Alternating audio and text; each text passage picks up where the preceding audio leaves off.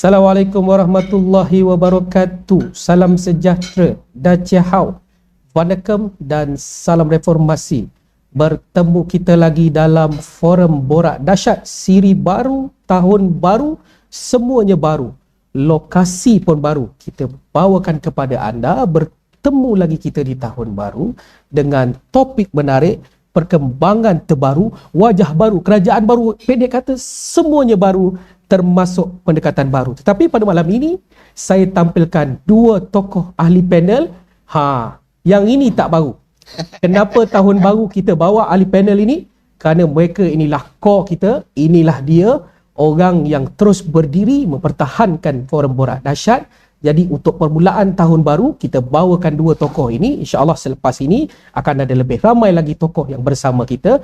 Dua tokoh yang saya maksudkan adalah Datuk Abdullah Sani yang juga pengasas Studio Borak Dahsyat. Apa khabar Datuk? Alhamdulillah baik. Pengerusi Biro Pekerja Parti Keadilan Rakyat, dan tentunya tetamu kita yang tidak asing pada Borak Dahsyat, Datuk Seri Kamal Amir. Apa khabar Datuk? Baik, alhamdulillah. Veteran UMNO. Veteran, dia pengerusi Majlis Penasihat Veteran UMNO Wilayah Persekutuan. Dia bila dah bercerita dengan UMNO ni, oleh kerana sekarang ni kita dah menjadi satu kumpulan yang memacu kerajaan secara bersama-sama. Jadi sebelum saya masuk kepada topik kita, malam ni kita ada topik yang agak padat untuk kita bicarakan, tapi saya nak tanya dulu Datuk dulu. Dia special UMNO ni. Kita kena terus tanya kepada Datuk dulu sebagai mukadimah pembuka bicara kita pada malam ini. Datuk, UMNO, Pakatan Harapan, Kerajaan Perpaduan menubuhkan Sekretariat Perpaduan. Apa pandangan Akhwan? Saya melihat inilah yang diidamkan oleh rakyat sebenarnya.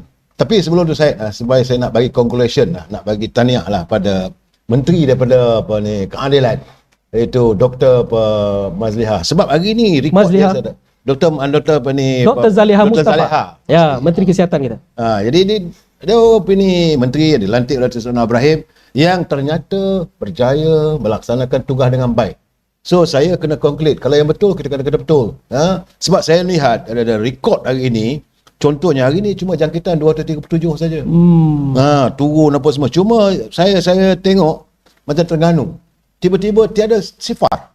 Tak ada jangkitan di Terengganu. Tiada jangkitan di Labuan. So inilah menteri yang melaksanakan tugas dengan baik dengan kumpulannya di Kementerian Kesihatan. Jadi saya melihat berbalik-balik tentang politik. Ini kena laporan, kena bagi saya sebab sehingga saat ini hari yang ke 1065 hari. Begitulah negara kita ni dilanda oleh virus corona. Dah 1065 hari Datuk.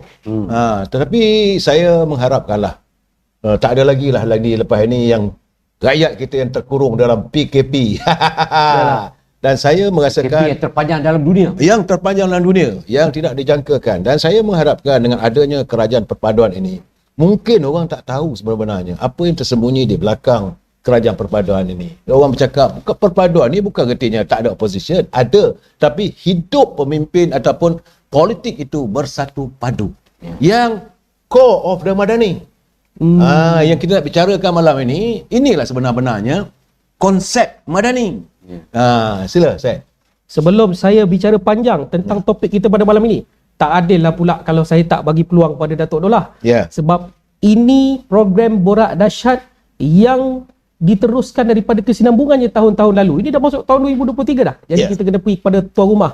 Datuk Dollah, apa pembaharuan yang nak dibawa untuk tahun 2023 ini?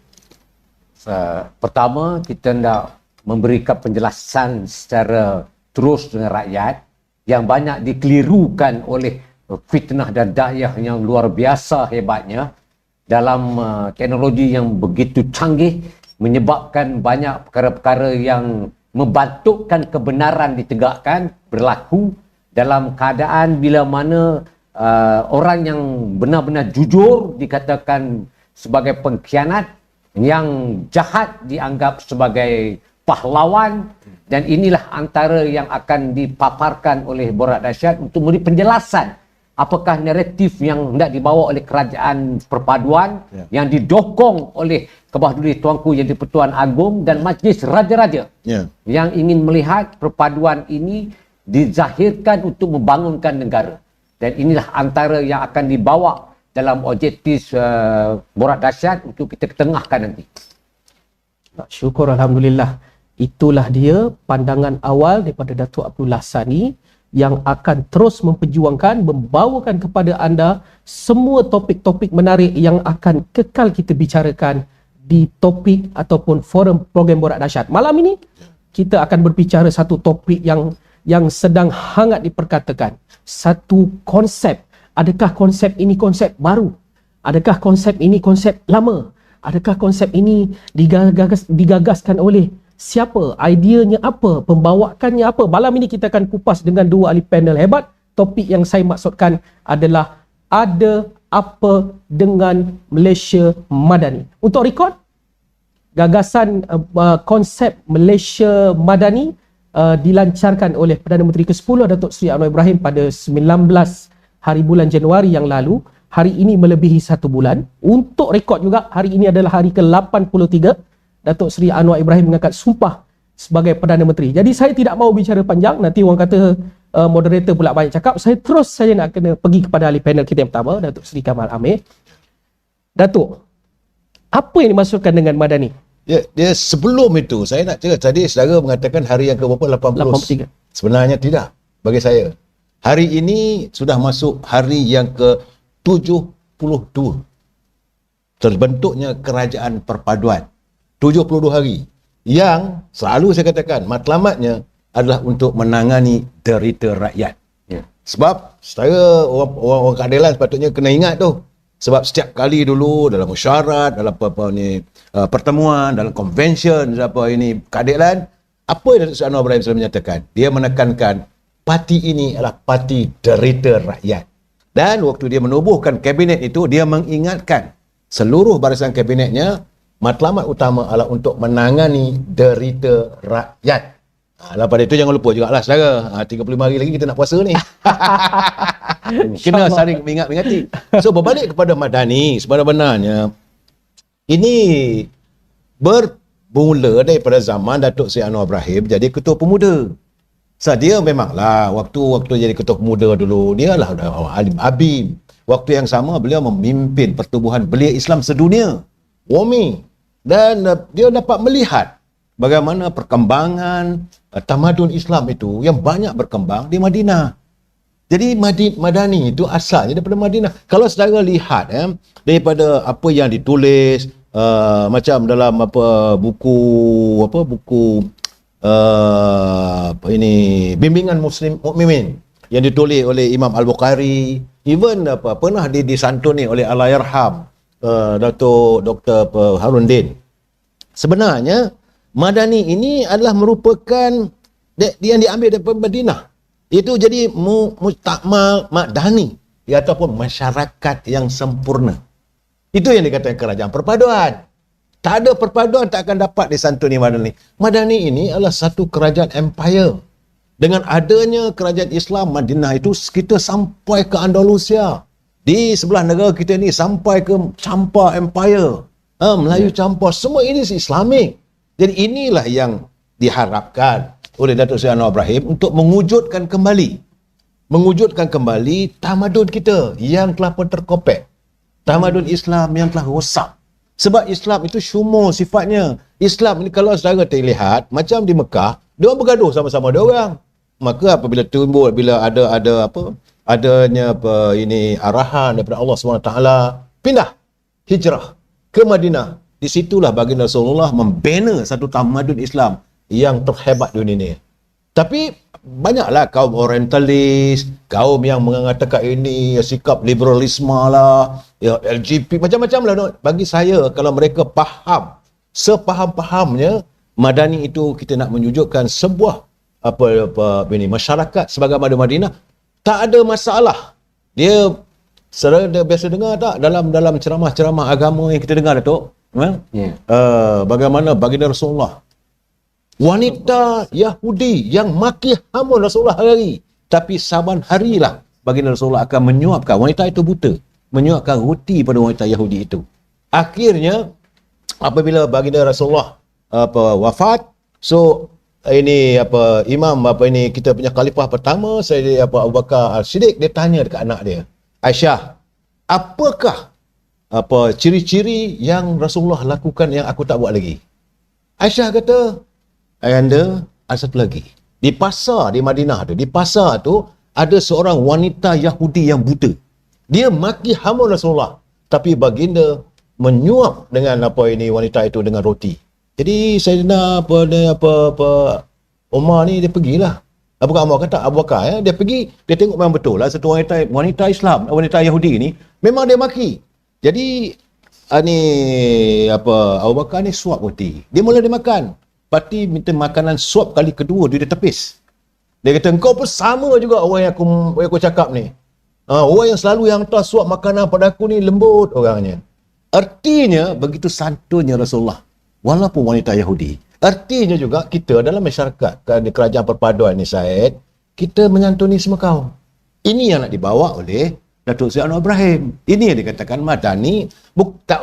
Bukan soal ini orang mengatakan istilah itu, istilah ini. Saya kata nonsense lah.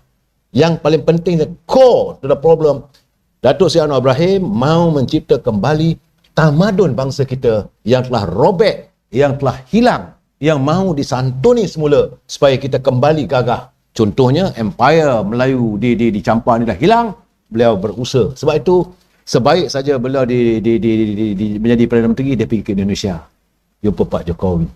Kemudian dia pergi mana? Dia pergi Brunei. Baru dia pergi Singapura. Datuk orang tak tengok tu benda tu. Ini yang tersembunyi lah Datuk. Saya lihat bahawa masyarakat Madani ini adalah masyarakat yang sempurna sifatnya. Tapi orang nak mempolitikkan macam-macam lah orang kata. Syed. Konsep Madani adalah konsep daripada pemerintahan Rasulullah sallallahu alaihi wasallam di Madinah. Yes. Datuk Dolah, apa ulasan Datuk Dolah tentang ini? Nampaknya Datuk Seri Anwar pakai pattern ataupun konsep yang digagaskan oleh insan yang cukup hebat yang kita kagumi, iaitu baginda Rasulullah sallallahu alaihi wasallam. Sekarang Datuk Seri Anwar cuba menggunakan konsep yang sama memodelkan dalam pemerintahan. Apa ulasan Datuk Dolah? Terima kasih Syed. Assalamualaikum warahmatullahi wabarakatuh. Meneliti daripada apa yang telah berlaku sebelum ini dan seperti mana yang Datuk Seri Kamal memberikan maklum bahawa Datuk Seri Anwar Ibrahim sudah bermula memikirkan keadaan kepincangan dan dalam konteks kepimpinan negara sejak kita merdeka sampailah kepada ketika beliau menjadi Ketua Pemuda UMNO. Dan apa yang dilihat pada waktu itu ialah sirah baginda sallallahu alaihi wasallam.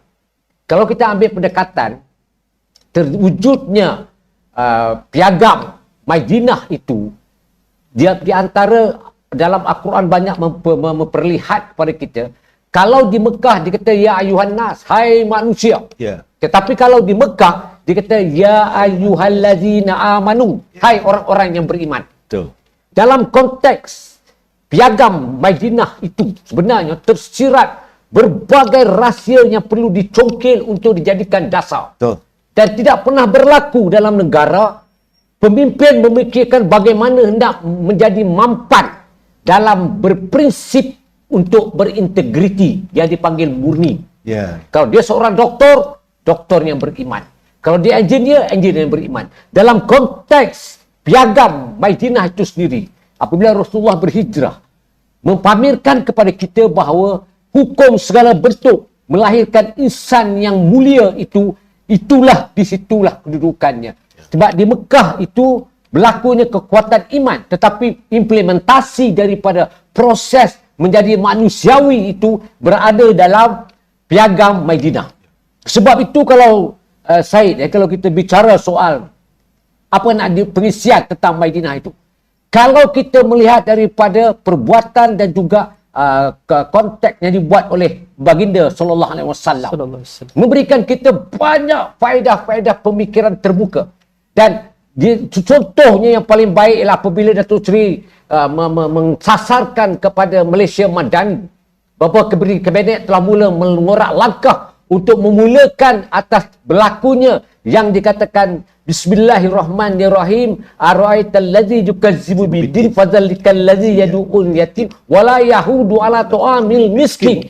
Dan inilah antara kita sergah anak yatim dan kita kena pastikan orang miskin itu diberi makan. Yeah. Itu sebab bila peringkat awal permulaannya Datuk Seri Anwar membentangkan kerisauan tentang kos sara hidup. Ya. Saya diberitahu dalam mesyuarat pertama dengan pegawai-pegawai kerajaan, keinsafan datang apabila wang kita telah banyak dirompak dan telah pun dipunggah oleh kerajaan sebelum ini, yang memberikan dia begitu terguris hati sehingga terbenung beberapa minit untuk dia memikirkan bagaimana derita rakyat yang Datuk Kamal bicara tadi. Tangisan itulah yang dipikirkan untuk diselesaikan. Ya. Maka pada hari ini Malaysia Madani telah diwujudkan. Barang siapa, batu kita tengok sekarang ni rahmah, menu rahmah ni sebenarnya antara pengisian dalam piagam Madinah. Ya. Sebab itu Al-Quran keluar mengatakan dengan jelas, jangan kita sanggah anak yatim bagi orang miskin makan. Ya. Dan inilah antara yang dibuat oleh kerajaan perpaduan di bawah Datuk Seri Anwar Ibrahim dan dinaungi oleh Kebahagiaan Tuanku yang di-Pertuan Agong dan Majlis Raja-Raja. Ya. Dan kalau siapa yang menolak atas prinsip dasar ini, bukan saja mereka itu menjadi pengkhianat kepada negara, tetapi mereka adalah petualang kepada agama. Dan ini jelas, sesiapa saja, tak kira lah guru ke tak guru, ustaz ke tak ustaz ke, kalau mereka menghalang polisi dasar ini, piagam Madinah ini, yang telah dicetuskan oleh Rasulullah SAW, yang telah dibawa, dia kata Anwar melencong, Datuk Seri Anwar baru melancarkan Malaysia Madani. Pengisian dia cari sendirilah, fikirlah, takkanlah semua tu nak dicakap oleh Datuk Seri Anwar Ibrahim. Dia dasarnya boleh dibuat. Tetapi kita tengok rangkaian itu, bagaimana kos sara hidup, cari telur untuk dapatkan harga murah, beras jatuh, berpanggil Syed Mukhtar bagi 60 juta dekat petani. Dan ini semua panggil Maidin buat menu rahmah dengan RM5, ada RM4.99. Oh, Masya Allah. Ini betul-betul dahsyat lah. Jadi, sebelum ni, tak ada orang berfikir ke arah itu. Perdana Menteri mana yang pun yang ada selama ni, yang kata, wallahi, saya tak makan satu sen pun. Tengin kau dengar sini lah. Ini sekarang ni waktu kita nak memberikan kesan baik kepada rakyat. Dia kata, kos sara hidup. Apa yang kerajaan lancarkan? Tunggulah 24 bulan ni. Apa yang berlaku sekarang ni, prinsipnya sudah ada. Kerangkanya sudah disediakan. Dasarnya jelas. Dan kita ada membekik mereka. Ada yang saya dengar, ini akan menyebabkan harga barang murah, ini buat cancel. Kepala otak kau. Selama ni kau fikir tak apa yang kau buat. Kan? Hingga negeri pun kau perintah juga. Ada kau buat? Tak buat. Jadi maknanya orang buat mengikut sunnah Rasulullah SAW, yang kau ni menentang ni pasal apa? Patut kau menyokong dan memberikan pandangan pertambah baik. Jadi panggil lagi, sekarang kita ada 13,000, panggil lagi 20-30,000 outlet yang ada ni untuk memberikan makan menu ramah kepada semua. Kita tengok pelajar universiti sekarang ni berduyun-duyun, beratur-ratur mengambil menu ramah. Inilah yang sebenar pengisian yang dibawa Datuk Seri Anwar dalam Malaysia Madani. Pengisian untuk integriti, rasuah perlu dihapuskan, rakyat perlu dibela, tangisan rakyat perlu diberikan pengisian untuk menselesaikan hidup mereka. Kitalah yang nak lakukan. Dan inilah pengisian-pengisian yang di luar sana, yang tenging-tenging tu, buka mindar, fikir balik apa yang dikata piagam Madinah dan apa yang dah dibawa oleh Datuk Seri Anwar Ibrahim itu mendapati apa yang hendak dilaksanakan, yang tersurat dan tersirat dalam Al-Quranul Karim. Dan inilah antara mukadimah awal saya yang memberikan sejarah konsisten bahawa saya daripada zaman remaja lagi saya dah pakai masyarakat Madani, Malaysia Madani sejak sebab Datuk Seri Anwar Ibrahim bawa benda tu saya zaman pemuda. Saya begitu bersemangat. Itulah antara lahiriah yang membolehkan saya memperjuangkan agenda utama dalam UMNO dulu. Masa dulu dah sebelum orang tua tu membuat kerosakan tu, saya keluarlah. Tapi sebagai pemuda masa itu, jiwa saya begitu kental. Saya nak kata, inilah antara, lepas tu zaman saya tu Datuk Seri pemuda, ketua pemuda. Jadi saya pun merasai roh untuk membela rakyat itu berada dalam kedudukan martabatnya sendiri. Terima kasih. Nampaknya Datuk Abdullah Sani begitu bersemangat mengulas pada malam ini. Berkisar, saya dapat menangkap maksud Datuk Abdullah Sani sepanjang beliau mengulas. ini berkaitan soal madani, rahmah dan ia berkait rapat dengan modal insan. Hari ini kalau kita lihat hujah seorang ahli parlimen di dalam parlimen hari ini, beliau berhujah seolah-olah memperlekehkan inisiatif ramah. Seolah-olah inisiatif ramah ini memberi makan sesuatu yang tidak berkualiti. Dalam pandangan Datuk Dollah, sebelum kita pergi berpatah balik pada Datuk Kamal Amin, sebab saya lihat Datuk Dollah semangat, jadi kita ambil vibe dia pada malam ini. Dalam pandangan Datuk Dollah, dengan hujah ahli parlimen pembangkang itu petang tadi, adakah sebenarnya pembangkang seperti tidak boleh mengikut rentak Malaysia Madani, ataupun dari segi sudut modal insan itu mereka tak boleh nak terima konsep yang begitu baik ni? Apa pandangan Datuk Dollah? Apabila kita dibelenggu oleh perasaan tak puas hati, perasaan busuk hati, setara dengan bangkai dan sebagainya, itu menyebabkan kita tak boleh berfikir. Sebenarnya pikiran kita satu je. Ketika kita mengangkat sumpah, kita telah pun berjanji di dalam dewan untuk mendukung perlembagaan yang tercatat di situ secara jelas hak-hak yang sepatutnya sewajarnya mereka ambil daripada peranan yang diperbahaskan dalam perlembagaan. Tetapi oleh kerana naruri sakit hati dan busuk hati, itulah yang menyebabkan mereka ini tidak langsung memikirkan kebajikan rakyat, tidak pernah memikirkan bagaimana untuk tambah baikan. Yang dia tahu menentang.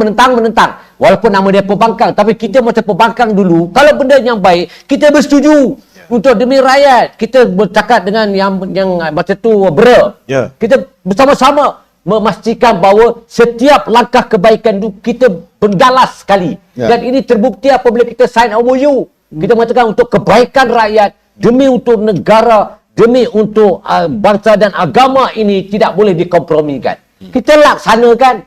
Dan apa yang berlaku sebelum ini, satu contoh yang terbaik yang boleh diterima pakai untuk kita nak memperkukuhkan. Sebab itu kembali tuanku kata, inilah kerajaan perpaduan. Panggil kau masuk duduk situ dalam kerajaan, kau tanda saya tidak bersetuju, sombong sangat. Sekarang dah terlolok terlalak dekat luar dalam dewan. Memekik mamu nanti dia cakap inilah itulah. Sekarang ni objektif pertama yang harus kita pegang ialah apa peranan kita untuk kita nak mendengar dan kita nak menyelesaikan tangisan rakyat, derita rakyat. Ini yang dimasukkan Dr. Kamal tadi, yang derita rakyat itu bagaimana kita nak mengatasi dalam keadaan kita dah parah. Begitu panjang kita telah di lockdown, sampaikan bertahun derita. Rakyat sudah ada yang mati, orang yang macam-macam kehilangan pekerjaan, cerai-berai. Semuanya berlaku kerana keputusan yang kita buat itu adalah keputusan yang dipanggil sebagai pengkhianatan kepada naluri perlembagaan. Terima kasih. Pengkhianatan kepada naluri perlembagaan. Datuk Kamal, saya nak pergi kepada persoalan yang lebih kurang sama. Tetapi bunyinya begini. Kelihatan pembangkang seperti tidak boleh menerima pembaharuan yang dibawa, berkonsepkan sesuatu yang baik seperti madani. Apakah punca sebenarnya? Saya melihat kadang-kadang kumpulan daripada pembangkang ni adalah warisan, inherit perangai sikap ahli parlimen dulu. Sebab itu masih ada lagi kita tengok celaru macam hari ni punya perbalasan, kemarin punya perbahasan, masih lagi inherit perangai-perangai yang tak sebegitu. Saya merasakan bahawa mereka sebenarnya sudah hilang punca. Sebab hari ini mereka sudah melihat ada kebenaran, ada cahaya. Ada cahaya dalam kepimpinan negara yang rakyat sudah beri sokongan. Saya sebenarnya kecewa 2 hari ini bila saya melihat perbahasan di parlimen. Ahli-ahli parlimen, Datuk, zaman you tidak begitu, Datuk. Mereka tidak memperjuangkan soal rakyat. Hari ini masalah harga barang naik. Itu tak kena, ini tak kena. Tidak dibincangkan, yang mereka bincangkan soal yang bukan-bukan. Cerita bahawa mereka nak bawa witch hunting lah, tuduhan kononnya madani lah diperlecehkan. Sedangkan masalah hari ini rakyat nak makan. The problem here, do they really understand? Dia orang ada gaji. Sebagai ahli parlimen dia ada allowance dia orang. Rakyat tak dapat apa. Selesai dia dapat apa? Saya melolak tiap malam. Datuk Abdullah dia ada pencen lah. Sebab dia pegang rakyat kan. Tapi kita ni tiap-tiap malam menyuarakan suara naluri rakyat Yang Datuk Seri Anwar Ibrahim nak menyantuni derita rakyat. Ini yang saya katakan derita rakyat. Derita dari segi penglihatan, derita dari perasaan, derita dari kehidupan, segala-galanya. Dan saya minta maaf lah, saya kadang-kadang ni kita puji-puji juga, kutuk-kutuk juga. Contoh, nak bercakap soal nak menangani ekonomi ni bukan satu benda yang mudah. Bukan boleh cakap hari ni buat besok ini, tak boleh. Tapi akhirnya kamu pulang kepada rakyat. Ini tak betul ni. Saya selalu bercakap Datuk Seri Anwar Ibrahim kena fikirlah. Saya lihat performance of minister dalam kerajaan Datuk Seri Anwar Ibrahim ni perlu rasa 100 hari ni. Dan sekarang ni dah masuk hari yang ke-90 79 hari. Saya ingat elok dikaji balik lah. Menteri Ekonomi kena fikir balik lah. Janganlah pulang kat rakyat. Kalau telur mahal, suruh rakyat makan, berhenti makan telur. Kalau ayam mahal, saya minta maaf lah. Saya hadir di kawasan Parti Keadilan ni. Saya bukan nak kutuk timbalan Presiden saya. Tidak. Tapi saya kata cara nak menangani, belajarlah dengan Dr. Seri Anwar Ibrahim. Bercakap dengan benar betul, fakta. Rakyat tengah susah sekarang ni. Jangan pulangkan semuanya dekat kerajaan, dekat rakyat. Cuba cakap bahawa kita tunggulah 24 Februari. Sebab bajet akan dibentangkan. Saat ini kerajaan Datuk Seri Anwar Ibrahim tak boleh berbelanja, takkan Datuk tak tahu. Ya, belum Datuk sebagai ahli parlimen mesti diluluskan oleh parlimen. 10% pun duit kerajaan tak boleh nak dibelanjakan. Jadi bila lepas 24 Februari ada perbincangan di parlimen, ditangani satu persatu. Tadi saya dengar tadi apa kata ini speaker. Saya puji speaker yang baru Datuk Johari Abdul. Dia kata yang Muhammad, yang ni kita bincang nanti dalam bajet. Sebab nampak melerit yang bukan-bukan. Dua-dua sama aja saya cakap. Terus terang saya katakan.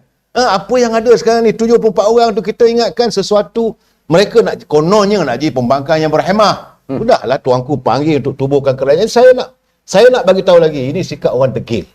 Akhirnya mereka merasakan mereka je betul. Dan semua orang buat semua tak betul. Ini saya rasa lah, saya amat kecewa dengan persidangan Dewan Rakyat hari ini, Datuk. Saya cakap Datuk dari awal lagi. Dari awal lagi saya ada sedikit kecewa melihat sikap ahli-ahli parlimen yang tidak memperjuangkan soal kehidupan rakyat. Rakyat dahagakan perjuangan. Saya rasa mereka juga tentulah mengecewakan Datuk Seri Anwar Ibrahim. Sebab itu awal tadi saya puji Dr. Zaliha. Sebab ini menteri yang perform. Kita kena betul, yang betul kita cakap betul ni. Ada jangan marah kat saya. Tapi kalau menteri ekonomi ni saya minta maaf lah. Kadang-kadang saya kata haprak lu marah kat saya.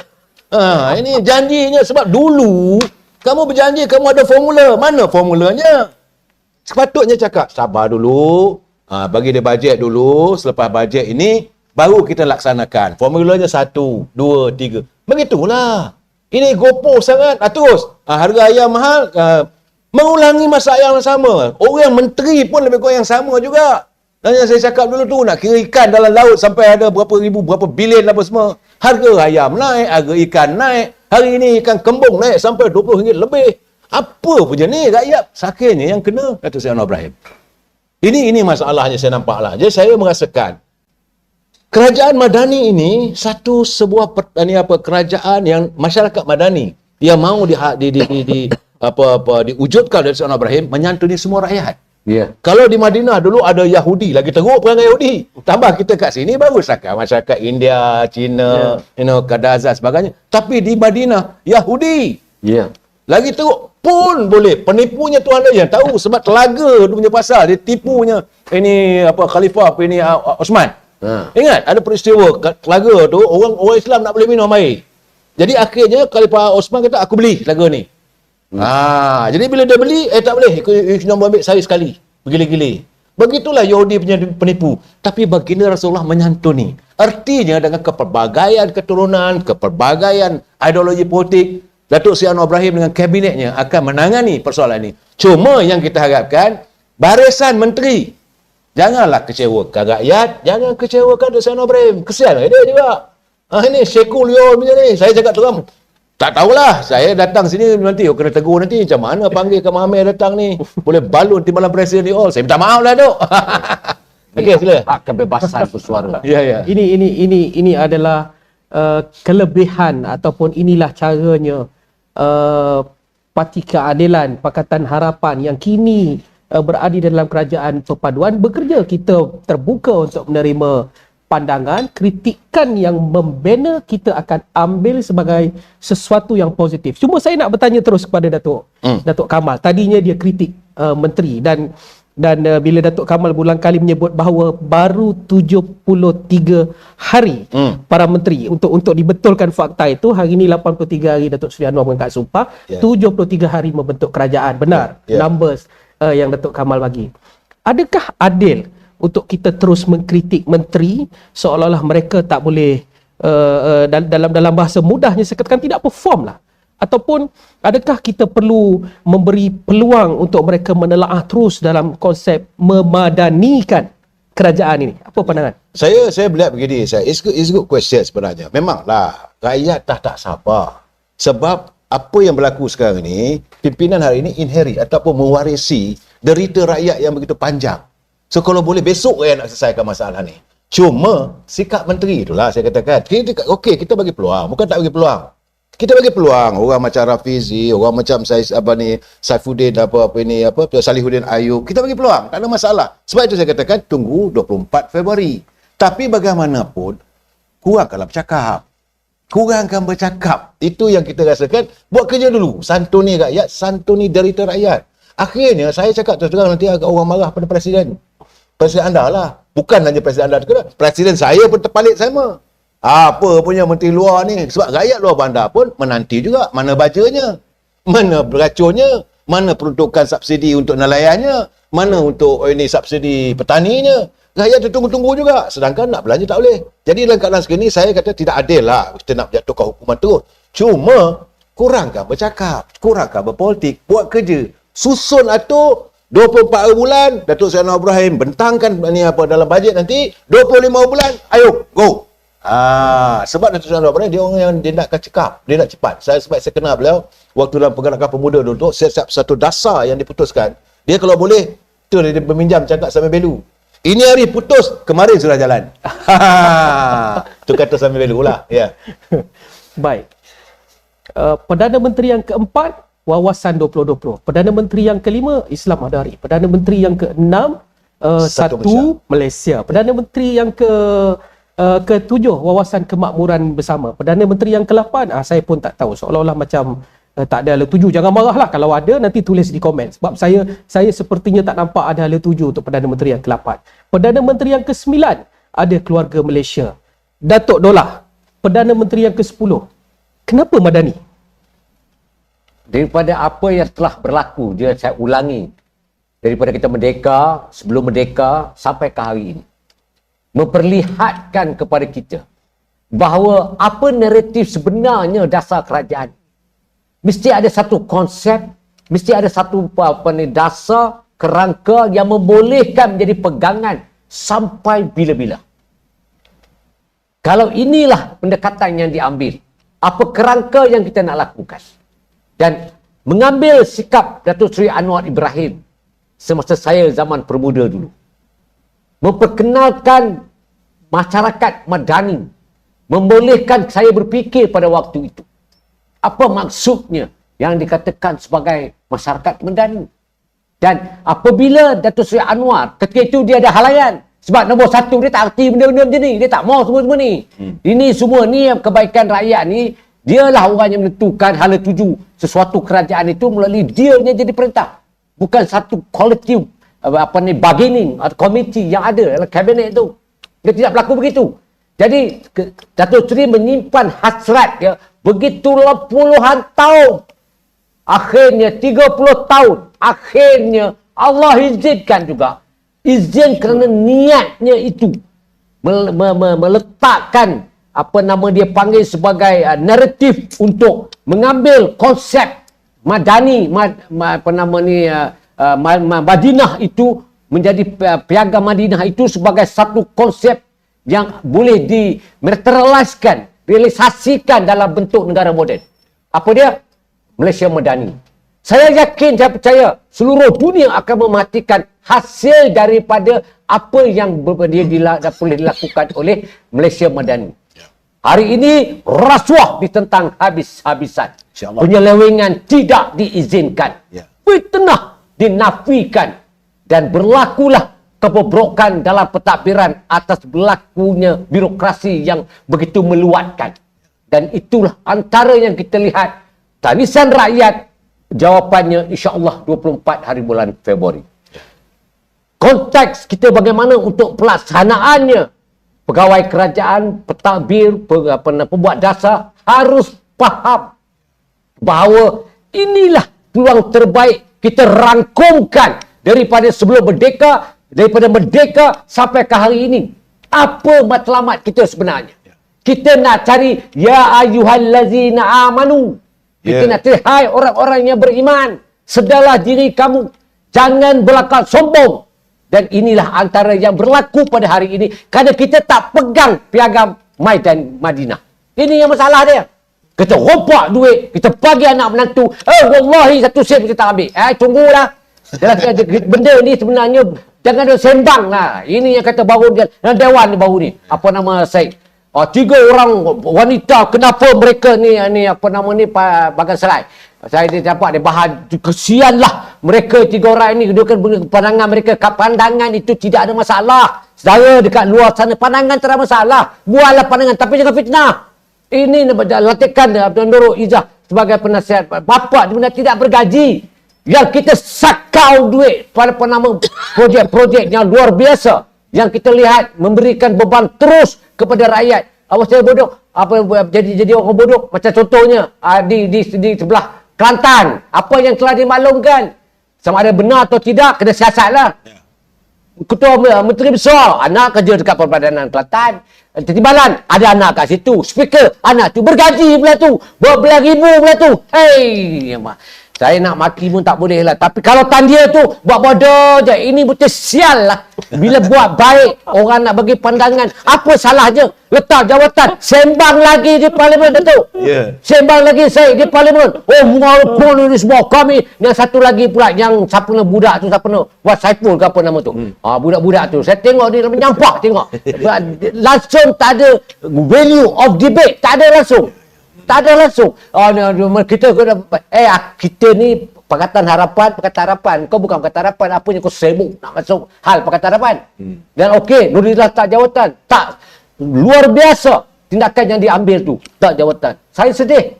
Kerana kalau kita tengok zaman sirah dulu Rasulullah lantik Sayyidina Ali jadi panglima perang, lantik Zaid Zaid jadi panglima perang, lantik Abbas pakcik dia jadi Sayyidina Abbas jadi panglima perang sebelum Khalid Walid ambil alih. Jadi perang kita tak faham. Tak bergaji tu saya. Kalau bergaji tu lain lah. Oh, dia kata nak sakau. Kau buat fitnah orang sakau. Kau tunggu.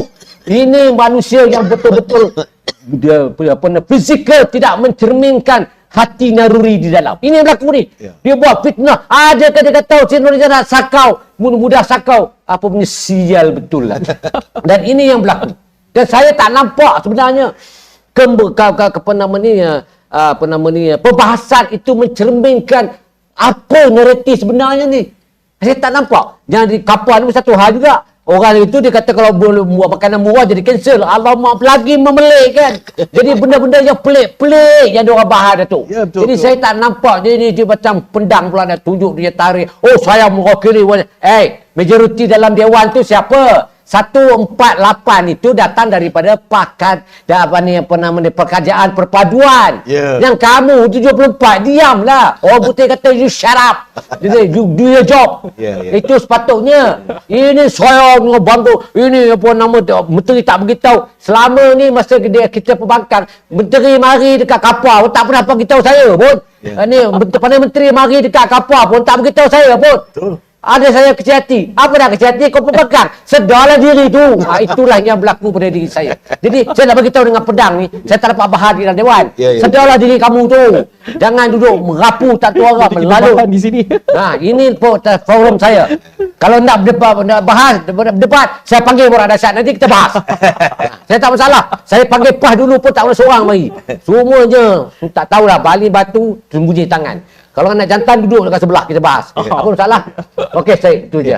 Bukan marah ni, Syed. Ini ceritanya ialah dah lama tak ada berforum dengan Datuk Kamal. Jadi semangat tu datang sebab kena kopi, dah kena kambing jadi dia lain macam dia punya panas dia. Tak, dia punya sedap kambing nilai macam.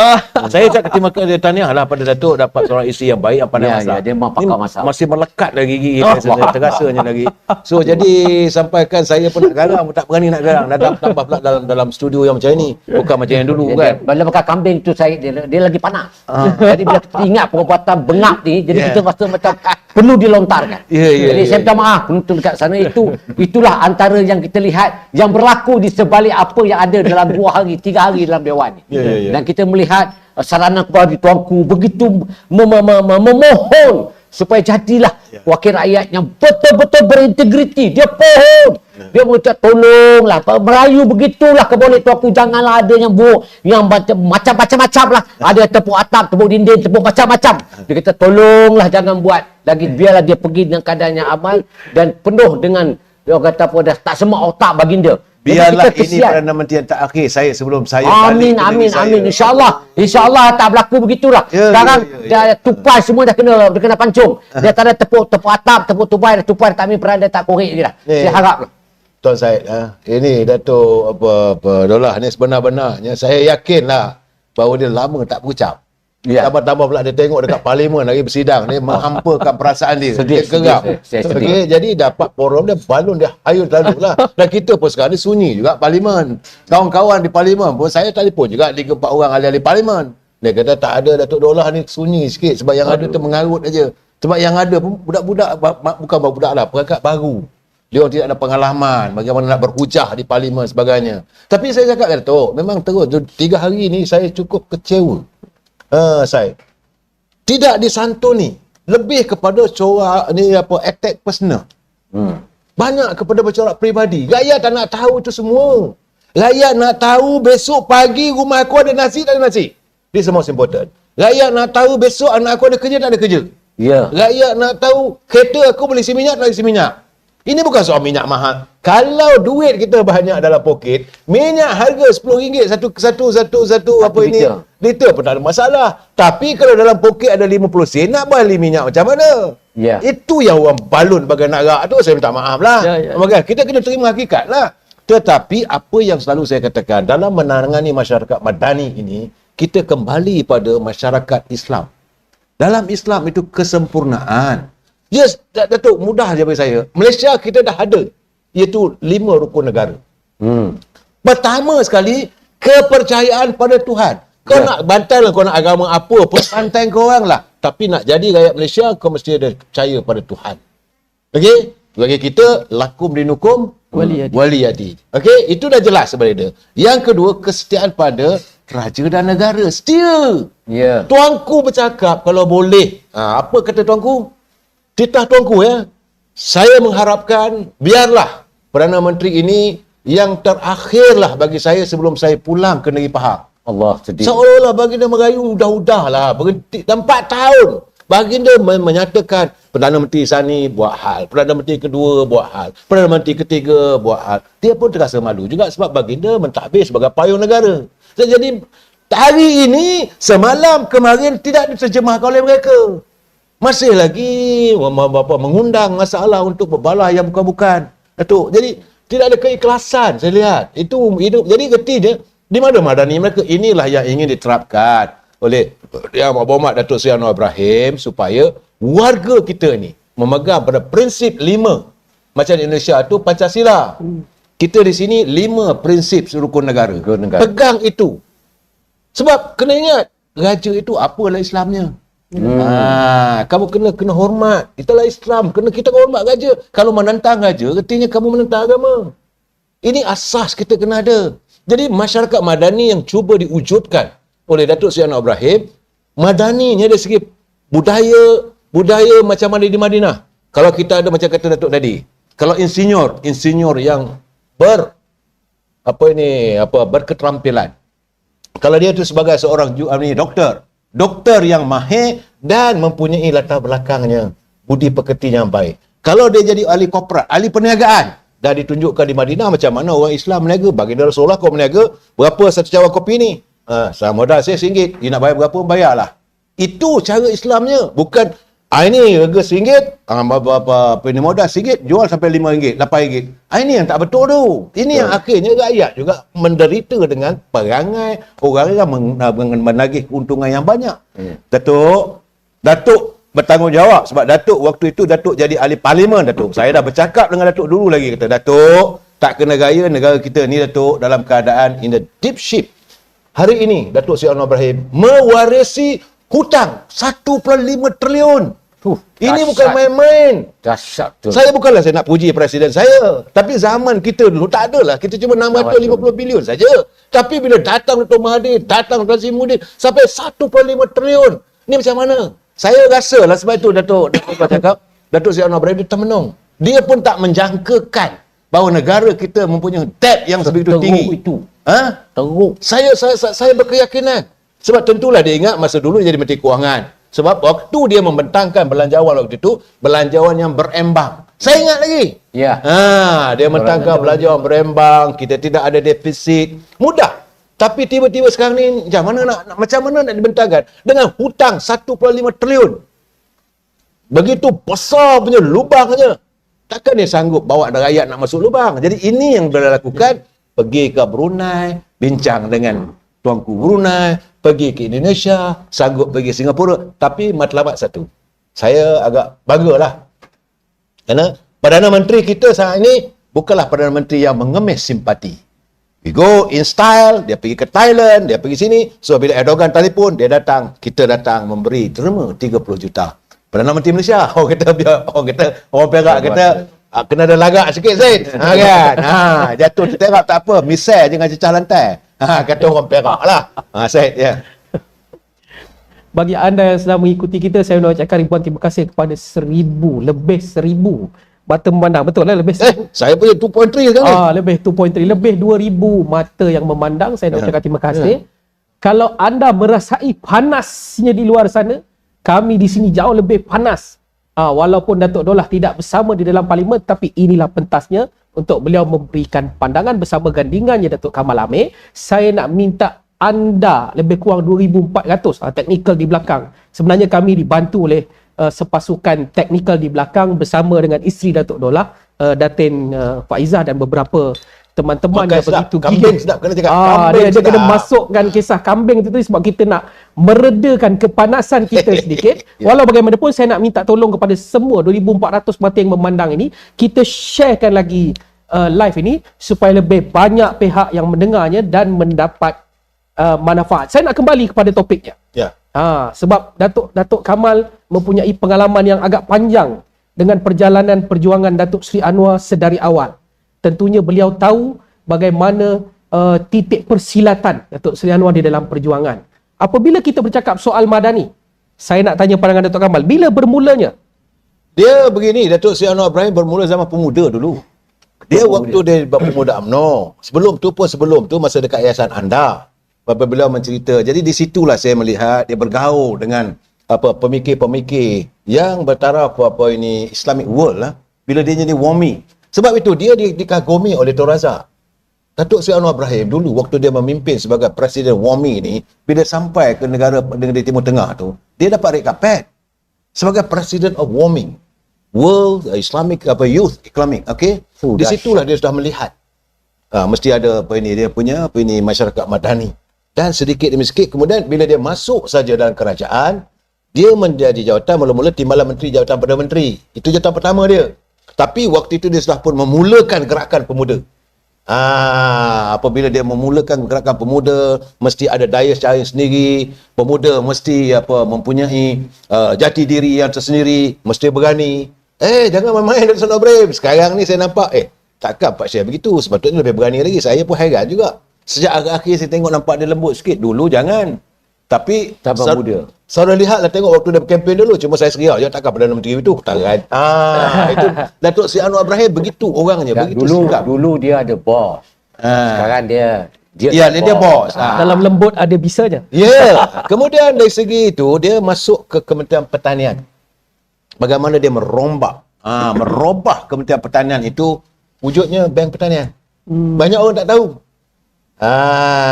Datuk Seri Anwar Ibrahim dia menghasilkan ada bank pertanian, kemudian mewujudkan apa ini pertubuhan peladang, disantuni. Sebab beliau melihat dalam Islam secara kita kena banyak menanam. Setiap kali kamu tanam pohon-pohon itu sentiasa mendoakan kehidupan kamu yang baik. Datang apa cara pun lah. Itu dia memegang prinsip itu. Kalau Datuk ataupun saya dapat berjumpa dengan tok guru, dia akan menggalakkan kita untuk menanam pohon-pohon. Sebab pohon-pohon itulah kita pun berdoa kepada Allah SWT, berilah aku rezeki sebagaimana kamu menumbuhkan pepohonan yang merimbun di mana pohon itu datang rezeki untuk semua manusia sepermakhluk makan. Okey. Kemudian daripada Kementerian Pertanian, dia pergi ke mana? Kementerian Pendidikan. Banyak orang berargue dengan saya. Tadi orang argue dengan saya tu. Dia kata tak betul tu. Memang waktu Datuk Musa Hitam sebagai Menteri Pendidikan, sebelum itu adalah menteri-menteri yang lain. Tapi penekanan untuk pelajar-pelajar wanita Islam ni, pelajar-pelajar wanita ni pakai yang ni Tudung. Daripada zaman dia. Dan zaman itulah sekarang ni saya kalau jadi isteri you, bila saya datang ke rumah, isteri akan cepat-cepat ambil tudung. Dulu bila cerita pakai tudung ni, orang pelekeh, saya ingat lagi zaman dia lah waktu itu pembaca berita. Saya ingat lagi waktu tu. Jadi pertikaian. Betul, jadi pertikaian. Kenapa baca berita pakai macam apa yang berlaku di Turki satu ketika dululah. Kalau pakai tudung itu macam menentang peradaban lah dan sebagainya. Datuk Seri Anwar menerapkan melalui anak-anak kecil di sekolah dulu, Kementerian Pendidikan. Tadika lagi. Itu lagi asalnya. Dari situ, inilah yang dikatakan Madani. Kemudian dia bawa Kementerian Keuangan. Menjadi Menteri Keuangan, dia menekankan supaya perniagaan yang berhemah, jaga dengan baik, tata kelola. Ayatnya betul. Setiap ahli-ahli korporat mesti mempunyai tata kelola yang baik. Itu. Sebab itu dia dilihat agak bercanggah dengan beberapa menteri dulu yang tak sealiran dalam fikiran dia. Yang saya ingat lagi, dia sampai bergaduh dalam kabinet yang pernah saya katakan dulu tu, untuk dia mengambil alih pemberian saham kepada rakyat melalui saham Petronas Dagang. Itu dia cakap, Kamal, kena ingat Kamal, aku duk bergaduh dengan Rafidah tu dekat dalam kabinet. Tapi bila dapat benda ni takkanlah nak minta sampai 500 lot. No. Dia ada prinsip. Saya ingat, saya ada pengalaman. Saya cakap, Pak Syekh, ni rasa masa dia Menteri Keuangan, saya nak berapa lot nak 500 lot. Ambil stokin pelepu ke muka. Betul. Dia kata, hang apa ni? Aku bergaduh dengan Rafidah supaya aku dapat mentadbir untuk pemberian saham-saham untuk Petronas ni. Tiba-tiba nak ambil 500. Apa moral hang ni? Di situ dia letakkan moral. Jadi peniaga pun buat. Bukanlah saya nak pujikan daripada menteri. Tidak. Apa kita dapat pun dengan saudara. Tak ada apa. Cuma saya rasa, saya yakin kali ini, warga korporat kena harus berhati-hati. Datuk Seri Anwar Ibrahim, dia dah menekankan tata kelola yang baik dan tidak lagi terjebak dalam salah laku. Sebab dia tidak akan bertanggungjawab, no toleransi. Yang salah tetap akan salah. Sebab itu dia cakap terang macam Datuk Zaid Hamidi. Dia kata apa salahnya? Saya tidak akan menolong dia, biarlah dia dengan mahkamah. Itu jelas. Tapi biarlah seorang yang kalau dia bersalah, biarlah mahkamah dapati mahkamah. Tapi mahkamah belum jatuh hukum lagi. No one is guilty unless proven by the court. Inilah masalahnya saya lihat sekarang ni. Dia orang kata, bila Datuk Seri Anwar Ibrahim nak menukar AG. Ini negara hukum. AG is the most important. Datuk Seri Anwar Ibrahim tak naklah buang kerja orang begitu saja. Habis masanya, baru datang orang yang baru. Tapi saudara saya, jangan lupa ucapan Datuk Seri Anwar Ibrahim di Parlimen. Awal-awal lagi. Waktu pembentangan bajet, dia panggil bajet defisit, bajet dia panggil? Suplemen bajet. Saya nak bagi tahu kepada Suruhanjaya Pencegahan Rasuah, you are talking to the new Prime Minister. Siap kamu. Tapi dia tak akan suruh lah orang ni, tak ada, dia akan bagi, dia tidak akan tolerate lah. Itu keadaannya. Jadi bagi saya, kalau anda bersalah, bersedialah. Kalau dia tak bersalah, macam Zaid Hamidi, apa dia masalah? Sanggup pergi ke mahkamah, turun naik. Tak ada masalah. Ini cara dia. So, bagi saya melihat kerajaan perpaduan yang berlandaskan kepada untuk mewujudkan masyarakat madani, untuk kita membentuk satu generasi dalam menangani tamadun bangsa yang baru. Tamadun bangsa yang baru, kita nak kembali balik pada zaman kegemilangan Empire Islam campur. Itu yang saya nampak lah Nusantara dulu. Sila saya. Saya suka perkataan tata kelola yang baik. Ya. Ini juga salah satu ciri-ciri yang ada di dalam konsep Malaysia Madani. Ya. Datuk Kamal, Ya. saya masih lagi nak kekal dengan Datuk Kamal untuk soalan ini. Kita tahu bahawa tukar Perdana Menteri ada konsepnya. Wawasan 2020, wawasan kemakmuran bersama, keluarga satu Malaysia, satu Malaysia, kan? Adakah akan wujud seperti mana yang Datuk sebutkan tadi? Datuk mengatakan bahawa Datuk Seri Anwar lama di dalam urusan pentadbiran ini, nak mengambil saham begitu pun dia begitu concern, dia begitu marah. Ya. Maksudnya tata kelolanya itu cukup baik. Ya. Tetapi kalau kita lihat pula pada konsep-konsep sebelum ini, wujudnya pula projek Satu Malaysia contohnya. Projek Wawasan 2020 contohnya. Adakah Madani ini seperti itu? Maksud saya akan wujud juga projek perumahan Madani. Adakah seperti itu? Apakah perbezaannya? Kalau nak lebih dicirikan itu, apakah perbezaan konsep sebelum ini dan konsep Madani? Inilah silapnya pengampu dan pembodek. Saya katakan pengampu pembodek kerana benda ini cetusan idea Datuk Seri Anwar Ibrahim. Dia tak dapat menyelami. Datuk Seri Anwar dia bercakap soal Madani ni 30 tahun dulu, Datuk. Ya. Kan? Dia tak perlu ada. Ini besok baju Madani. Apa ni? Makanan rahmah Madani. That is not. Madani ini adalah satu sikap, ruh, satu ism, satu perjuangan. You mesti dalaman you ada tu Madani, menjadikan Madinah itu sebagai dia punya benchmark. Piagam Madinah. Benchmark kita adalah apa yang ada di Madinah, bagaimana baginda Rasulullah membangunkan kota Madinah. Kalau saudara saya pergi Madinah tu, memang kita pergi seronok. Saya kalau pergi ke Mekah, saya lebih suka masuk Mekah dulu baru pergi Madinah. Allah. Saya tak suka pergi Madinah lalu pergi ke Mekah. Sebab pergi ke Madinah, seronok, living, living hotel besar, makan sedap. Rakyatnya, budaya rakyatnya saya, dan most important, semua santun menyantuni. Daripada masuk ke Mekah saya tu, baca lalu hotel kecil, berabuk apa semua, bukan? Tapi Madinah, saya lihat lagi, daripada Masjid Nabawi tu, terus nampak Bukit Uhud. Bila fajar menyingsing, aduh, indahnya. The architects of Madinah is Rasulullah. Jadi itu yang nak dibawa oleh Datuk Seri Anwar Ibrahim. Konsep ni, Madani. Tapi bukan slogan. Ini bukan slogan saya. Banyak saya hairan. Saya tengok orang perdebatan orang. This is not slogan. Ini adalah satu kita menjiwai. Satu roh. Roh kebangkitan. Bagaimana kita menjadikan Madinah itu sebagai benchmark kita. Itu yang nak dibawa. Tapi adalah. Tak lama lagi besok adalah tu. Kain sari Madani. Baju Melayu Madani. Sebab Datuk Seri Anwar Ibrahim dah pakai ni. Dia punya baju Melayu dia tu. Saya kata mana punya mamak Penang tak pakai begitulah. Dia pakai songkit kat dalam. Orang sepatutnya songkit di luar bukan Datuk. Ini tapi Datuk Seri Anwar Ibrahim dia memang trendsetter. Dia memang nak wujud satu trendsetter dia. Baju Melayu. Kemudian dalam tu songkit. Lepas songkit, saya kata apa benda? Mana ada saya tengok orang Penang macam tu? Tidak. Jadi besok adalah, ni pakai baju Melayu Madani pula dah. Itu satu masalah nanti dekat nak raya nanti. Ini masalah yang silapnya, saudara saya, apabila mereka menjadikan itu sebagai slogan. This is not slogan. Dia akan menyantuni semua.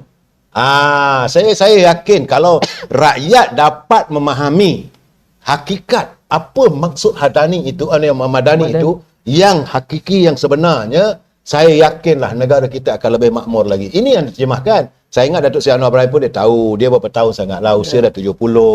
How far that it can go. Bukan nak menongkat langit pun. Jadi dia harus mencipta sesuatu untuk warganya. Untuk generasi akan datang. Untuk orang mengingat beliau. So ini keadaannya. Tapi saya agak bersimpati sebab dia mewarisi hutang yang begitu besar. Saya pun kadang-kadang tak terfikir. Itu Datuk Mat Sabu, Datuk Seri, Abang Mat kita ni, dia kata dulu, kalau aku tahu banyak ni aku dah lari dah. Dia dah. Ingat masa kempen dia. Kalau negara bankrupt, aku pun tak mau nak perintah lagu ni. Sekarang dia pegang lah. Macam mana. Tapi inilah keadaannya. Saya harap beginilah. Warga, teman-teman semua, saya mengharapkan kita mesti memberi satu komitmen untuk membantu kerajaan hari ini. Sebab kerajaan hari ini, kerajaan yang mewarisi hutang yang terlalu besar. 1.5 triliun. Saya tak tahu macam mana lah nak bayar. Itu keadaannya saya. Ya. Konsep kerajaan Madani berpandukan 6 rukun. Enam rukun itu adalah kemampanan, kesejahteraan, daya cipta, hormat, keyakinan, Rukun iman. ihsan. Itu 6 rukun. Rukun iman. Dan rukun iman. Rukun iman. Dan dia juga berpandukan kepada kupasan 8 perkara. Ya. Datuk Dolah, masyarakat Malaysia ini masyarakat majmuk. Tadi Datuk Kamal Amin menyebut di Madinah itu Rasulullah sallallahu alaihi wasallam bertoleransi dengan Yahudi. Ya. Tapi di Malaysia ini, insya-Allah bangsa-bangsa lain dan Tak agama-agama sejahat lain tak sejahat tidak Yahudi lah. sebegitu luar biasa lah. Kalau saya nak mengistilahkan jahat, itu jahat sangat. Tak nampak. Tapi tidak begitu luar biasa seperti Yahudi. Tapi kita masih lagi majmuk. Datuk Dolah, adakah sesuai konsep madani ini diterapkan di Malaysia? Sebelum tu dah masuk 3 bulan Datuk Seri Anwar jadi Perdana Menteri. Saya rasa Yahudi tak masuk kot. Tak masuk lah Yahudi. Tak ada. Tak ada belum lagi. Maknanya fitnah lah tu. LGBT pun tak ada. Saya mendengar daripada tekun apa yang telah diucapkan oleh Datuk Seri Kamal. Apa yang saya lihat bahawa sebenarnya masyarakat Madani itu, konsep Madani itu atau dasar Madani itu sebenarnya Anwar dah buat lama. Sejak dari zaman dia ketua pelajar Universiti Melaya. Dan dicetuskan peristiwa baling. Membela nasib orang miskin. Dari situ, dia bertapak ke depan. Dia masuk sebagai pemuda. Dan dia telah mengilhamkan apa yang nak dilakukan dalam dasar Madani. Di dalam kabinet, setiap satu kabinet, dan dia mencetuskan Universiti Islam. Dia dalam pendidikan. Ya. Dia dalam ekonomi, bank Islam. Ya. Dia cetuskan. Kemudian dalam segi corruption, itu sebab dia telah difitnah tu awal tu. Ya. Ketika dia di pembangku tu Datuk. Ya, sebab dia membawa ini usul supaya dipindah akta korupsi. Korupsi, Ya. akta rasuah. Jadi semua rangkaian tu sebenarnya telah pun diilhamkan oleh Datuk Seri Anwar Ibrahim.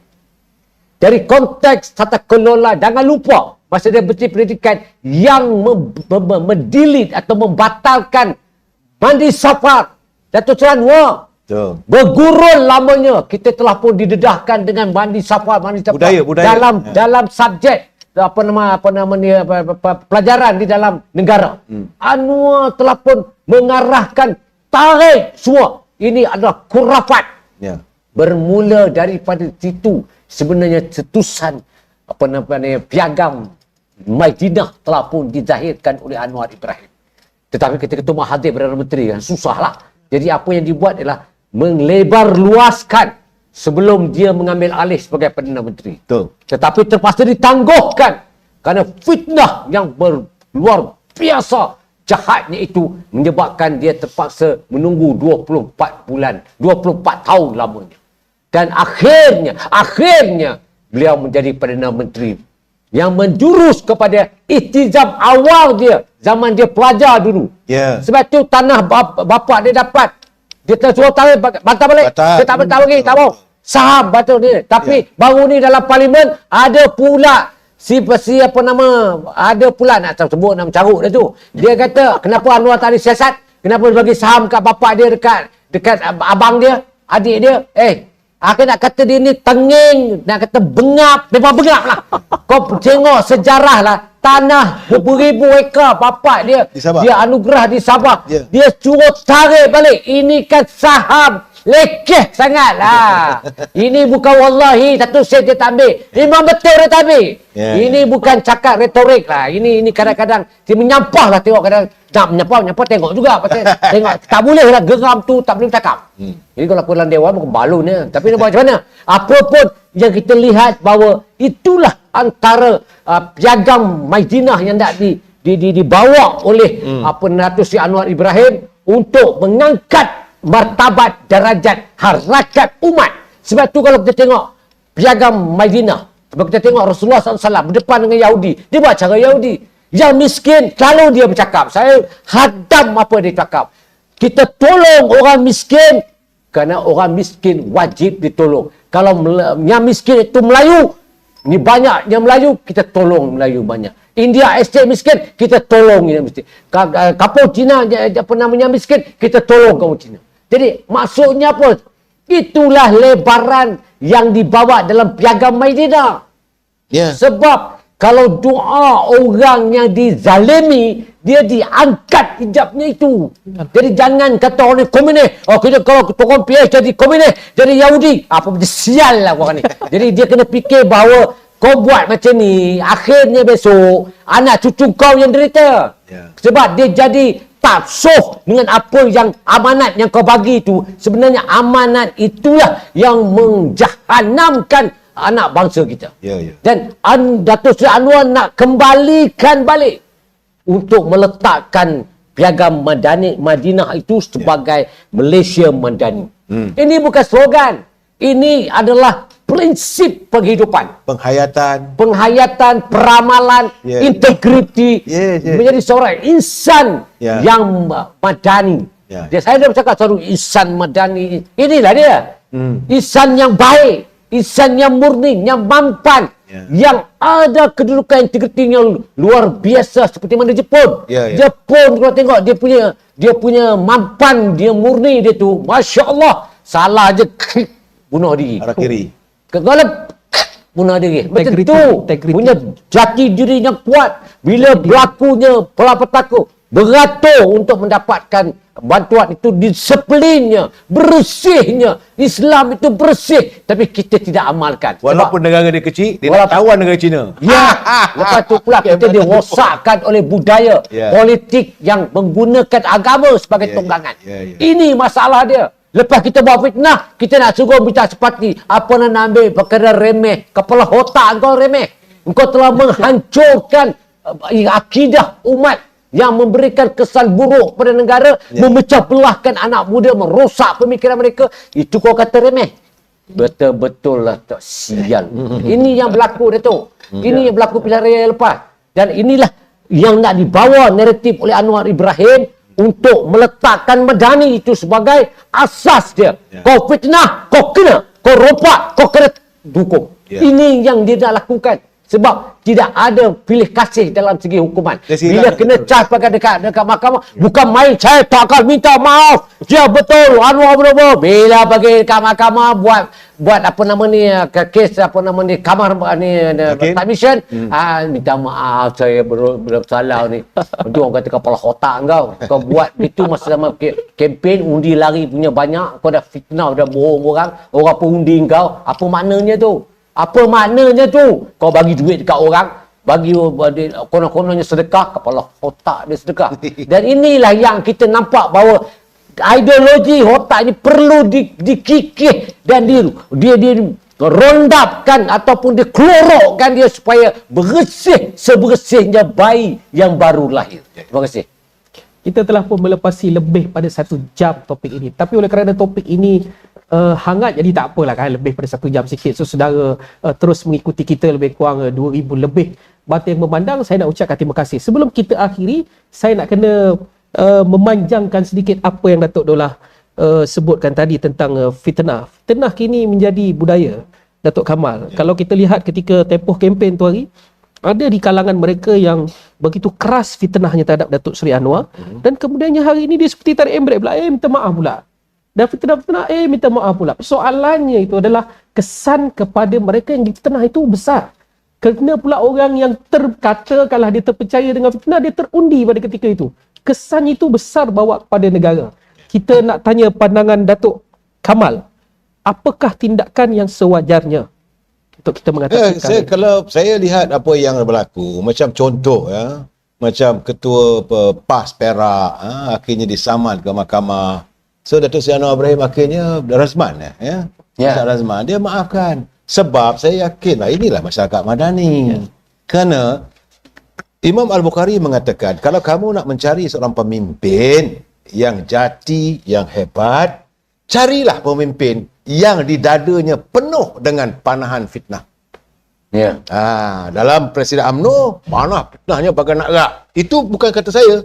Itu kata imam-imam besar Islam mengatakan kalau kamu mencari pemimpin yang baik, yang hebat untuk menangani masyarakat kamu, carilah pemimpin yang dadanya dipenuhi oleh panahan fitnah.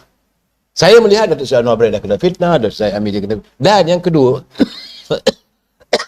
Kesan kambing tadi terasa mula naik ni. Oh, sedap makan kambing tadi. Saya kenyang sangat-sangat Datuk. Itu. Kambing menjadi topik kita. Ini kambing topik the best lah. Saya ucapkan tahniah kepada Datuk lah dapat seorang isteri yang pandai masak Datuk. Moga-moga Datuk berbahagia kekal Datuk bulan puasa nanti saya datang buka puasa ni Datuk. Alhamdulillah. So jadi dalam keadaan begini, saudara, jadi saya mengatakan banyak orang politik kita ni penuh dengan retorik. Selalu saya kata retorika politics. Cukup-cukup lah. Dan kita pilihan raya lepas, banyak bermain retorik, itu melakukan fitnah. Fitnah ni bukan sikit-sikit. Fitnah sampai, yang bukan-bukan tak sampai hati rasa. Sebab itu saya, kalau saya punya laman live saya tu, saya cuba untuk mengelak untuk berfitnah. Saya akan cuba cari fakta-fakta. Kalau di mahkamah, kita tengok apa kata hakim. Saya takutlah dengan fitnah ini. Sebab dalam Islam itu, fitnah itu sebagai seperti kamu membunuh kesalahannya. Ya. Dan saya tengok mulianya hati Datuk Seri Anwar Ibrahim, bila itu terang-terang tu, kalau diteruskan kes di mahkamah tu, pimpinan PAS Perak tu memang kayup. 5 juta punya saman tu memang kuyup seruyup-uyupnya. Memang kena. Sebab dia melakukan fitnah yang begitu. Tapi sana balik kita tak apalah, kita maafkanlah. Tapi janganlah akan datang lagi Datuk bila dia orang minta maaf last minute dia nak maafkan macam ini besar Kedah ke biasalah tu ataupun Muhyiddin ke itu dia kalau Terengganu tu saya minta sangat-sangat Datuk Seri Anwar teruskanlah. That is your president, not my president. Presiden saya berlapang dada. Itu saya katakan. Datuk Zaid Hamidi ni dia punya dada itu berpeka. Kalau lapang dada sangat. Dia kata tolonglah jangan jadi pemaaf tahap dewa. Tolonglah. Jadilah sekali-sekali ini jadi seorang pemimpin yang ini melihat keputusan atas fitnah tu. Harap-haraplah, gitulah. Saya doa ni. So jadi Tok Syed menjawab persoalan you tadi, saya mengharapkan agar pimpinan pemain-pemain politik, ini bukan pemimpin lah Datuk. Ya, pemain politik yang ada hari ini, kurangkanlah melakukan tembakan, hujahan fitnah. Adalah lebih baik kita menangani derita rakyat. Itu lebih baik. Saya lebih suka akan bercakap harga ikan di kapal berapa? Harga beras di kapal berapa? Berapa ramai tak dapat ini bil elektrik boleh bayar? Sekolah di Kelang berapa? Anak-anak murid pelajar-pelajar nak menunggu beasiswa. Cari solution.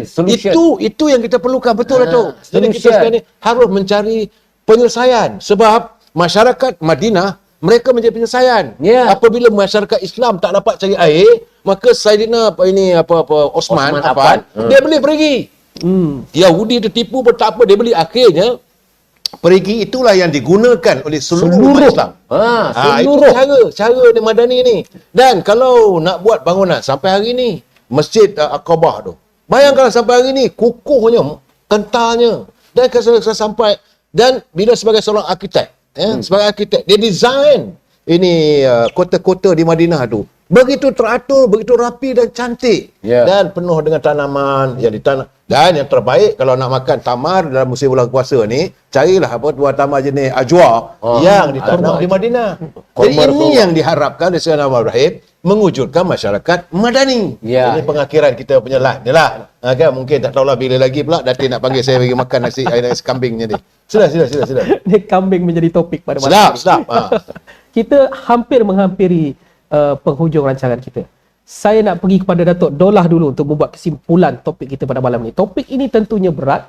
Ada banyak lagi ratusan perkara yang boleh kita kupas. Tetapi malam ini kita sudah pun melepasi 1 jam. Saya kira banyak juga perkara yang telah dicerahkan oleh kedua ahli panel. Saya nak pergi Datuk Daulah dulu. Apakah kesimpulan kepada topik kita pada malam ini? Terima kasih Syed. Rumusan saya ingin menegaskan bahawa kembalilah balik kepada asas perjuangan baginda sallallahu alaihi wasallam yang telah dinaratifkan oleh pemimpin kita Datuk Seri Anwar Ibrahim untuk melahirkan masyarakat madani, negara madani, untuk kita menginsafi bahawa ini bukan slogan tapi ini adalah penghidupan yang nyata untuk kita bawa ke akhirat besok. Dan inilah konsep yang tepat untuk mengangkat martabat, darajat dan harakat umat dalam negara ini dan juga dunia yang boleh dicerminkan untuk dijadikan suluhan kepada negara lain yang terbentuknya dalam negara kita. InsyaAllah apa yang ada dalam objektif Malaysia Madani itu kalau diamalkan dan diizinkan oleh Allah, maka ianya akan kekal sampai ke akhirat. InsyaAllah. InsyaAllah. Terima kasih Datuk Dollah. Datuk Kamal sebagai Saya akhiran kita mengharapkan dengan berapa adanya pemasyarakat madani ini, ekonomi warga bangsa kita. Itu yang paling penting. Saya bantah lah orang duk komen dan macam-macam. Cerita Madani, Madinah apa semua. Kadang mereka tak faham tu. Kan? Kita tengok juga, bukan kita tak tengok apa kan. Kadang-kadang mereka tak faham. Anda perlu faham, Madani itu asal dari Madinah. Cerita di Madinah tu banyak cerita-cerita yang tentang kehebatan ekonomi Islam tu dibangunkan. Tapi kalau tak faham cerita, anda masuk dengan cerita macam-macam ni, problem lah juga saya. Kan? Saya kadang-kadang nak layan juga diorang ni. Kalau Datuk Dollah ni dia balon semacam. Saya tidaklah. Saya nak boleh mencerakinkan fikiran anda. Jadi saya merasakan memang warga bangsa Melayu kita ni masih lagi mundur dari sektor ekonomi, Datuk. Ya. Jadi kita mengharapkan bahawa kehadiran Datuk Seri Anwar Ibrahim selaku Perdana Menteri dan memegang sendiri portfolio Kementerian Kewangan. Dan juga saya haraplah kerajaan, pimpinan Datuk Seri Anwar Ibrahim, kalau Rafizi ada formula tu, nyatakanlah formula yang benar. Kita tak maulah kata orang kata nanti akhirnya rakyat kecewa. Yang kecewa saya rasalah dalam hidup ni yang paling penting sekali, jangan sesekali kamu mengecewakan hati orang. Apatah lagi mengecewakan rakyat. Saya ketakutan saya kerajaan perpaduan ini akhirnya rakyat kecewa. Kalau kecewa tu beratlah. Tapi saya yakinlah kalau kita mampu menangani hutang 1.5 triliun tu dapat dikurangkan setengah pun, saya rasa lah kan, kita akan kembali balik. Sebab kita negara yang makmur. Kita ada minyak, kita ada getah, kita ada kelapa sawit. Serba macam. Kita ada segala-galanya. Dan rakyat kita ramai. Rakyat kita masih lagi 32 juta orang. Kita mampu untuk menyantuni. Dan kita masih lagi menjadi tempat yang diburu oleh orang dari luar nak datang ke negara kita. Tengoklah apa yang berlaku dengan Rohingya, apa semua masalah tu. Datuk, nanti dalam masa ni kita akan bercakap soal ini. Jadi saya mengharapkan agar teman-teman yang berkesempatan dengan saya, bersamalah kita berdoa agar negara kita dapat menzahirkan impian wujudnya masyarakat yang madani. InsyaAllah. Itu dia. InsyaAllah. Ada apa dengan Madani? Banyak persoalan yang telah kita kupas pada malam ini. Ini bukan pengakhirannya. Akan ada banyak lagi topik-topik yang akan kita kupas di masa akan datang di Forum Borak Dahsyat. Saya ucapkan terima kasih kepada lebih 2,000 lebih yang mengikuti kita secara live dan yang akan mengikuti kita selepas ini. Saya nak ucapkan terima kasih. Jangan serik untuk ikuti Forum Borak Dahsyat. Yang belum lagi follow page Borak Dahsyat di Facebook, tolong follow. Yang belum subscribe di YouTube, tolong subscribe.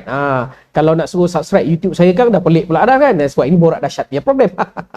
Walau apa pun, ini bukan program terakhir. Kita akan adakan lagi forum seperti ini secara konsisten untuk memastikan bahawa kerajaan perpaduan ini kekal kukuh. Kita terus mendoakan dengan konsep Madani ini, Perdana Menteri ke-10 Datuk Seri Anwar Ibrahim akan berjaya memacu Malaysia ke arah yang lebih baik, harmoni dan menjaga rakyat dengan penuh ihsan. Jadi saya nak ucapkan terima kasih juga kepada kru-kru di belakang tabir, khususnya Datin Faizah, saudara Bob dan keseluruhan kru yang telah berusaha. Tanpa mereka tak adalah kami di sini. Kalau tadi anda dengar topiknya kambing, mereka-mereka inilah yang uruskannya. Jadi saya tinggalkan anda di sana untuk menelaah video kami kerana kami nak meneruskan projek membaham kambing tadi. Saya sudahi dengan aku qauli hadza wa astaghfirullah li wa lakum. Assalamualaikum warahmatullahi wabarakatuh.